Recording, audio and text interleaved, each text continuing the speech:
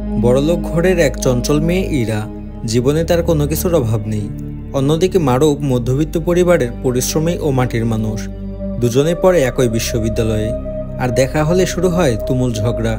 ইরা যেন মারুফকে সহ্যই করতে পারে না, আর মারুফও ওর অভিমানীর আচরণে বিরক্ত।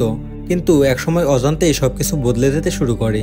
ভুল বুঝাবুঝি দেওয়াল ভেঙে যখন তারা একে অপরকে নতুন চোখে দেখতে শেখে, তখন গল্পটা এক ভিন্ন মোড় নেয়। এরপর কি হয় তা জানবেন পুরো এক্সপ্লেনেশনে। তো চলুন আর বেশি কথা না বলে মূল গল্পে যাই। তবে আপনাদের কাছে একটাই অনুরোধ থাকবে, আপনারা যারা এই চ্যানেলে নতুন তারা প্লিজ সাবস্ক্রাইব করে দিবেন। গল্প শুরু হয় ছোট্ট ইরাকে দেখানোর মধ্যে দিয়ে। ইরা এদিক সেদিক ছোটাছুটি করে, কারণ তার বাবা মার রুমে প্রচণ্ড ঝগড়া শুরু করেছে। একসময় ইরার মা ইরার বাবাকে বাড়ি থেকে বের হয়ে যেতে বলে। ইরার বাবা বাড়ি থেকে বের হয়ে চলে যায়। সেটা আবার ছোট্ট ইরা দেখে। বাবা চলে গেলে ইরা মায়ের সাথেই থাকে, কারণ অলরেডি তাদের ছাড়াছাড়ি হয়ে গিয়েছে। ইরা অলরেডি বাবাকে হারিয়ে ফেলেছে। এদিকে ব্যস্ত মাও ইরাকে ঠিকঠাক দেখাশোনা করতে পারে না, ঠিকভাবে চুলটাও বেঁধে দেয় না। তাকে অফিসে বেরিয়ে যেতে হয়। আবার বিরক্ত হয়ে এটাও বলে চুলটাও কিনা আমাকেই বেঁধে দিতে হবে। সব মিলিয়ে বাবা মা সঠিক আদর না পেয়ে বড় হয় ইরা। যেহেতু বড়লোক ঘরের মেয়ে, তাই দামি গাড়ি নিয়ে ভার্সিটিতে আসে ইরা। পোশাক আশাকেও বেশ স্টাইলিশ। ভার্সিটিতে আসলে রুমা ম্যাম তাকে সহ মারুফ নামের একজনকে ডাকে। আর আগামী ভার্সিটি ফ্রি টেস্টের আগে ফ্রি টেস্টের রিহার্সেলের বাজেট বেশি হওয়ায় তাদেরকে বলে।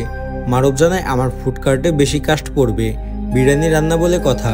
সেটা নিয়ে আবার মজা করে ইরা। সে বলে আমি ফ্যাশন শো নিয়ে আসি, তাই আমার কাস্ট বেশি পড়বে। ম্যাম দুজনকে বাজেট কাটতে বললেও শেষমেশ মারুফই সঠিক বাজেটটা পায়। অন্যদিকে ইরাকে করতে হয় কাটসাট, তাই এরা ভিতরে ভিতরে জ্বলতে থাকে।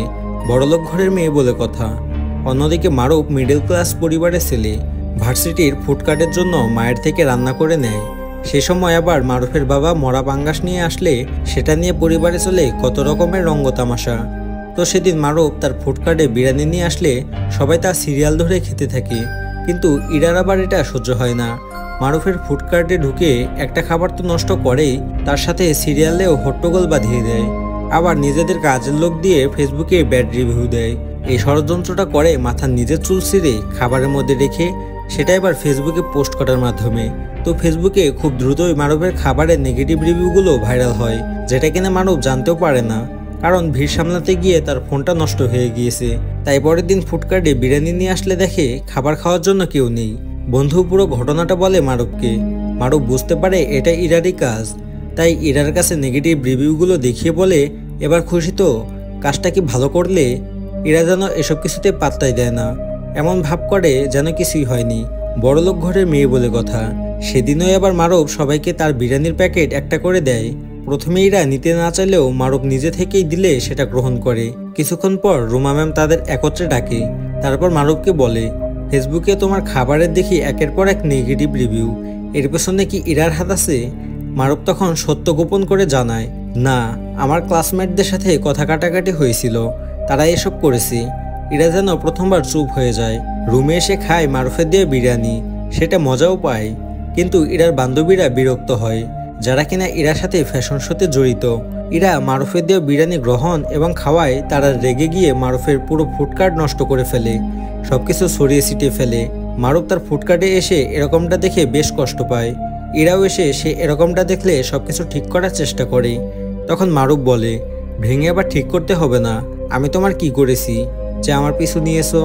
এমনটা করবে জানলে আমি কখনোই ম্যামের কাছে তোমাকে নিরপরাধ বানাতাম না। ইরা বলে যদি আমি করতাম তাহলে আরো আগেই তো করতে পারতাম। এটা বলে কিছুটা কষ্ট পেয়ে সে চলে যায়। মারুফ বাসায় এসে ইরার কথাগুলো ভাবতে থাকে। পরের দিন মারুফ ভার্সিটিতে আসলে দেখে ফেসবুক জুড়ে তার খাবারের শুধু পজিটিভ রিভিউ। রুমা ম্যাম ডেকে তার প্রশংসা করে, এমনকি বলে তুমি ফাইনাল ফেসে তোমার ফুড কার্ট রিপ্রেজেন্ট করতে চলেছ। সেদিন আবার বিখ্যাত ফুড ব্লগার মারুফের খাবারের প্রশংসা করে, আর সেটা নিয়ে লাইভ ভিডিও করে। এই ফুড ব্লগার আবার ইরার বান্ধবী। ইরা এটা করিয়েছে, এই যে বান্ধবীকে দিয়ে মারুফের ফুড প্রমোট করেছে। এতে বিরক্ত হয় ইরার অন্য দুই বান্ধবী। পরের দিন এরা গাড়ি নিয়ে ভার্সিটিতে আসলে গাড়ি ভার্সিটির গেটে বন্ধ হয়ে যায়। সেই সময় মারুফ এবং তার বন্ধু আসতে থাকলে ড্রাইভার তাদেরকে গাড়িতে ধাক্কা দিতে বলে আর গ্যারেজের মধ্যে নিয়ে যেতে বলে। মারুফ ধাক্কা দেওয়ার সময় বলে এত দামি গাড়ি যদি নষ্ট হয়ে যায় তাহলে কি লাভ? অন্যদিকে মারুফ ধাক্কা দিলে লজ্জা পায় ইরা, তাই মুখ ঢাকার চেষ্টা করে। কিন্তু মারুফ তো বুঝতে পারে এটা ইরারই গাড়ি, তাই ইরাকে বলে, তুমি আমার ফুড প্রমোট করেছো তাই না? চুপচাপ থাকে ইরা, পরে বলে, হ্যাঁ করেছি। তো তো সেদিন ইরার ফ্যাশন শো এর দিন, তাই ইরা সাজতে থাকলে তার মা ফোন করে, কিন্তু ইরা ফোন রিসিভ করে না। সেই সময় অন্য একজনের মা মেকআপ রুমে চলে আসে। এতে ইরা মায়ের প্রতি টান অনুভব করে। বাইরে এসে তাই মাকে ফোন করতে গিয়ে দুই বান্ধবীর কথা শুনতে পায়। তারা মারুফের ফুডকার্ট ভাঙার ব্যাপার নিয়ে কথা বলছিল। সত্যিটা জানতে পেরে ইরা তাদের ওপর রাগ দেখায়। তারপর হাঁটতে থাকলে হঠাৎ পড়ে যাওয়ার উপক্রম হয়। তখনই এসে মারুফ ধরে ফেলে। ইরা বলে, এত মানুষ থাকতে আমি কিনা তোমার উপরে পড়লাম, এটা একটু বেশি রোমান্টিক হয়ে গেল। তো ইরা আবার বলে, আমি পড়ে যেতে নিলাম আর তুমি আমাকে ধরলে, এতে একটু ব্যথাও পায় ইরা। তাই মারুফ বলে, তোমার তো আজকে ফ্যাশন শো, কিভাবে কি করবে? ইরা জানায়, আমার ফ্যাশন শো আমি বোধহয় থাকছি না। মারুফ তখন নিজেই ইরার পায়ে এক ব্যান্ডেজ লাগিয়ে দেয় আর বলে, তুমি ফ্যাশন শোতে অংশ নেবে। ইরা ফ্যাশন শোতে অংশ নেয় এবং সবার প্রশংসাও পায়।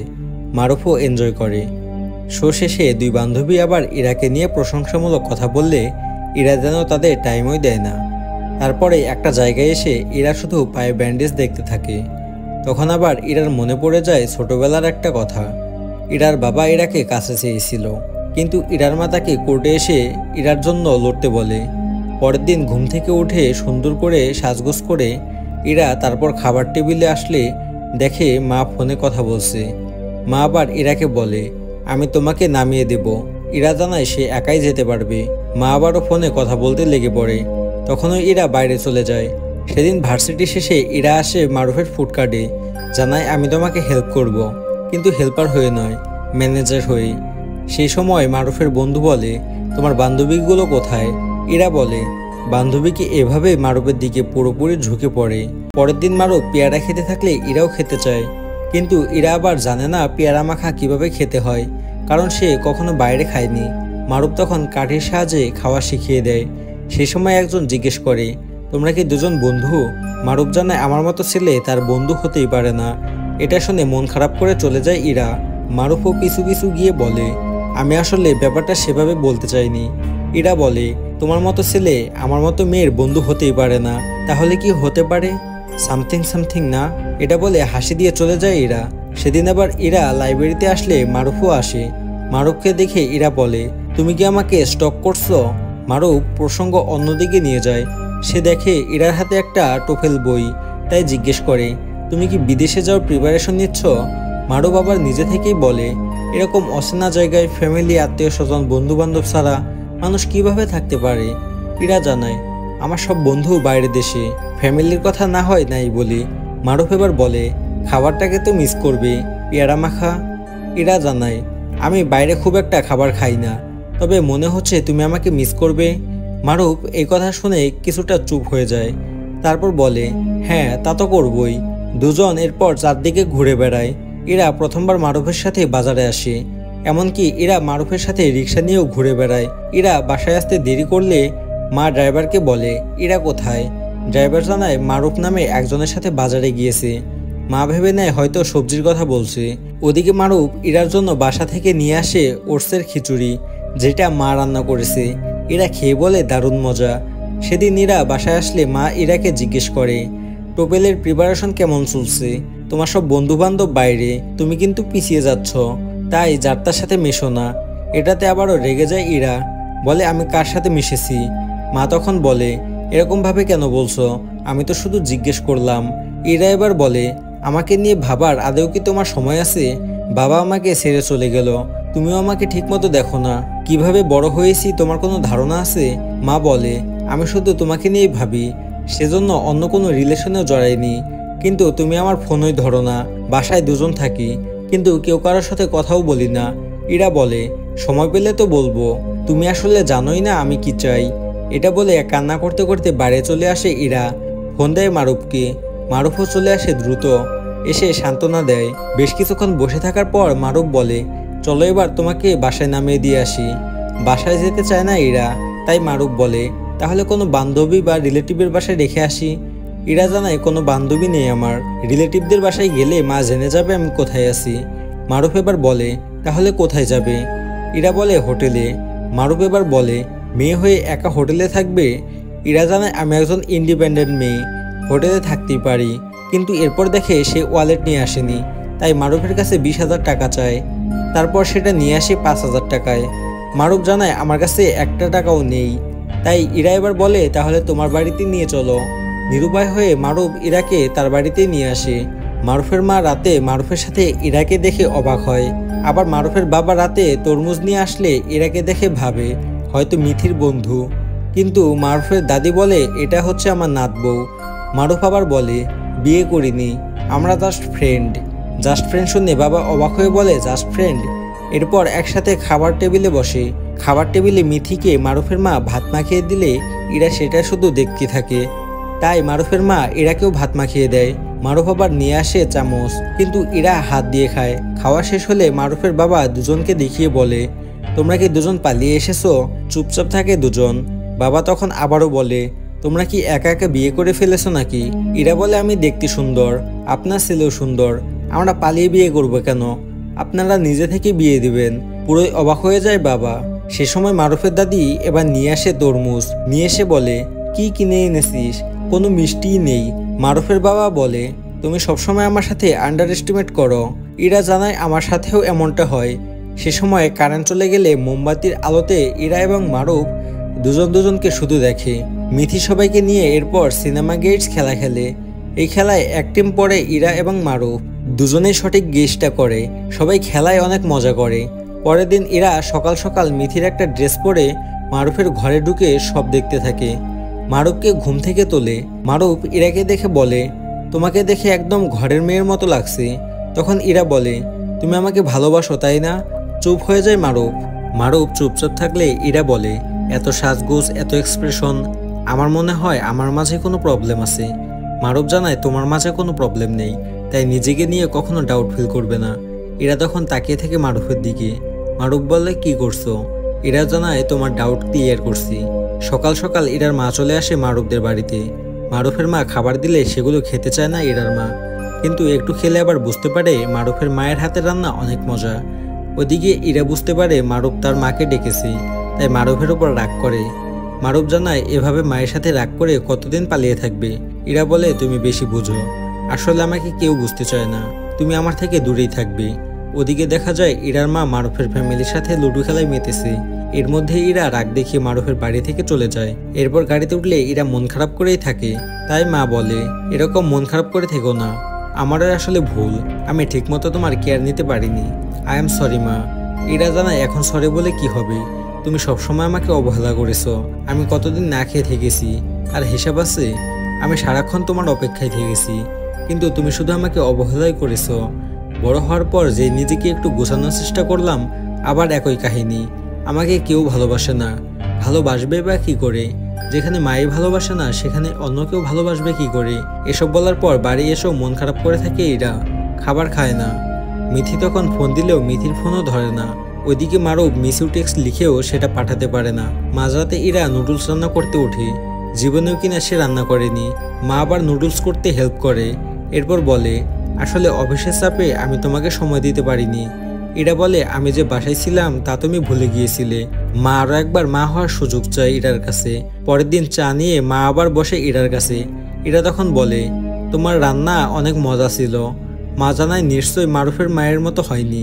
ইরা বলে হ্যাঁ, মারুফের মায়ের হাতের রান্না অনেক মজা, মারুফ অনেক ভালো রান্না করে, আবার বিজনেসটাও বোঝে।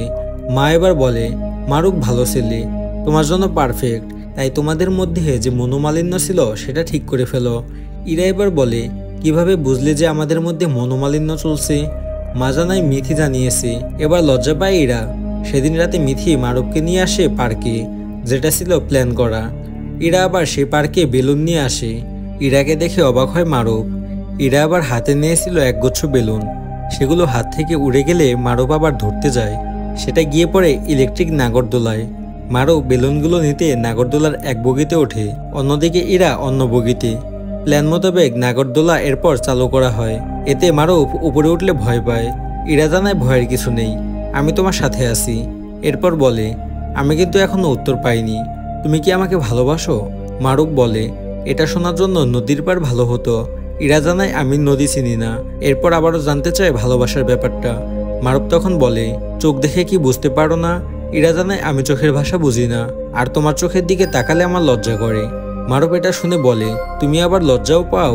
মারুফের পর আবারও বলে ধরো আমি তোমাকে পছন্দ করি। তাহলে ইরা জানায় এসব ধরো কাজ হবে না, সোজা বলতে হবে, তারপর আগাবো। মারুফ জিজ্ঞেস করে কোথায় আগাবা? ইরা জানায় ডেটিং করব, তারপর রিলেশন। এর মাঝে এবার রাগ দেখিয়ে কথা বলবো না, তুমি রাগ ভাঙাবে, বিয়ে হবে, বাচ্চা হবে। এবার লজ্জা পায় মারুফ। এরপর এরা বলে নিজেকে প্রোটেক্ট করতে করতে এমন একটা বাউন্ডারি দিয়ে ফেলেছিলাম যে সবকিছু কন্ট্রোলে আনতে চেয়েছিলাম, ধরে নিয়েছিলাম কারো উপর ডিপেন্ড করা মানে কষ্ট পাওয়া। তারপর দেখা হলো তোমার সাথে, তুমি এসেই কিভাবে যেন সব কন্ট্রোল ভেঙে দিলে। তোমার উপর ডিপেন্ড করতে ইচ্ছে করে, তুমি কিছু বললে শুনতে ইচ্ছে করে, তোমার সাথে থাকলেই কেন যেন হ্যাপি ফিল করি। সারা জীবনে নিজের বলতে কোনো মানুষই আমার ছিল না। দিন শেষে আমি যার কাছে ফিরে যাব লাইক হোম, যে আমার সেফ স্পেস হবে। এসব বলার পর ইরা প্রপোজ করে বসে মারুফকে। সে বলে Maruf will you be my home? Maruf নাগরদোলা থেকে নেমে কপালে চুমু দিয়ে জানায় ওয়েলকাম হোম। তারপর দুজন দুজনকে জড়িয়ে ধরে। আর এখানে শেষ হয়ে যায় দ্য লিটল খোয়েশ। তো এই গল্পটা আপনার কাছে কেমন লাগলো তা অবশ্যই কমেন্টে জানাবেন। আর আমাদের চ্যানেলে নতুন হয়ে থাকলে প্লিজ সাবস্ক্রাইব করে দিবেন।